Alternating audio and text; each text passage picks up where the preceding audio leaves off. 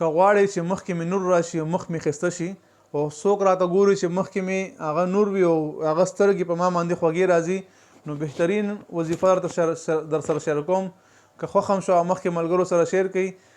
د الله جل جلاله صفتي نومونه دي دا چې کوم سړی د هر مونځ نه پس وایي د مخ به بالکل روښانه وي مخکې به رڼا راځي زړه به سکون وي د زړه به ګناهونه نه تورېږي ورسره نیکۍ طرف ته به ځي او دغه رنګې مونځ ولس ته به ښه هم زړه کېږي د حرام مال نه به هم ځان ساتي ورسره ډېر زبردست کار کوي. خو شرط دا دی چې اول ورسره مونځ شرط دی هر مونځ نه پس دا 21 بار ویل دي الله جل جلاله صفتي نومونه یا الله یا خالق یا مصور یا نور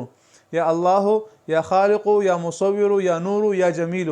دغه الفاظ دي دا ویل دي هر مونږ بس یو وشکته په لاسونو د مولا سره مخ باندې راکاږه مخ په وسره ان شاء الله خستا روخانه شي رڼا بکی وسره او